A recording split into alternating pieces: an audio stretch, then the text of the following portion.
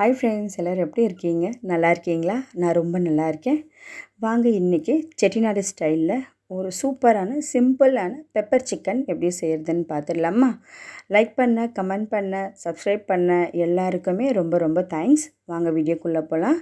முதல்ல தேவையான பொருட்கள் பார்த்துடலாம். 3 கிராம்பு, 5 ஏலக்காய், கொஞ்சமாக சோம்பு, பட்டை, ஒரே ஒரு அன்னாசி இதழ், அப்புறம் மிளகுத்தூள், 2 பச்சை மிளகாய் கட் பண்ணி வச்சுருக்கேன், மல்லி இலை, இஞ்சி பூண்டு பேஸ்ட்டு, சின்ன வெங்காயம், 1/2 kg சிக்கன் எடுத்திருக்கேன்.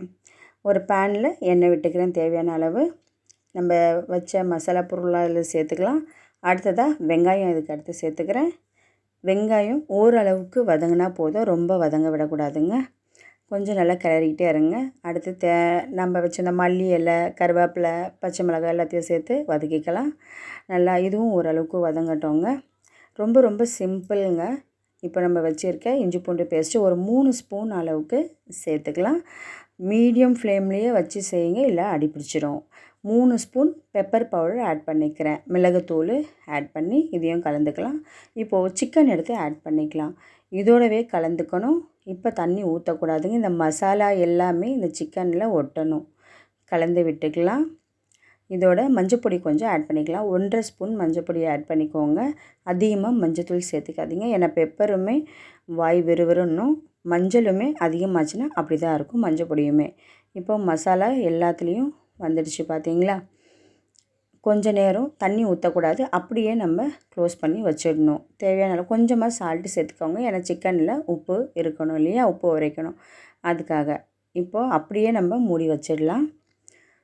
அடுத்து பாருங்கள், மூடி வச்சதை எடுத்தால் எப்படி இருக்குது பார்த்தீங்களா? நம்ம எப்படியா மூடினோம்?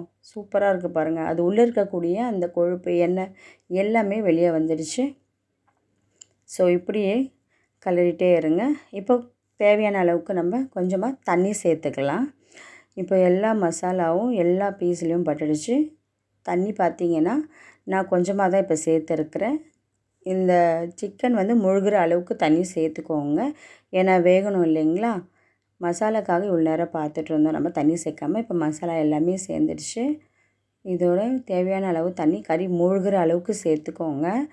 அடுத்தது இன்னும் கொஞ்சம் உப்பு கம்மியாக இருந்ததால் நான் சேர்த்துக்கிட்டேன். இப்போ க்ளோஸ் பண்ணிடலாம். இங்கே பாருங்கள், பெப்பர் சிக்கன் ரெடி ஆகிடுச்சு. மசாலா இவ்வளோ நேரம் இது எப்படி மசாலாவோடு இருக்கும்னு பார்த்துருப்பீங்க ஆரம்பத்தில். ஆனால் பார்த்தீங்களா, மாறிடுச்சு எல்லாமே.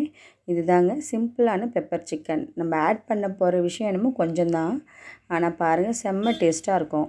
வாங்க சாப்பிடலாம். ஒரு பிளேட்டில் சாதம் போட்டுக்கலாம், சுட சுட சாதம்.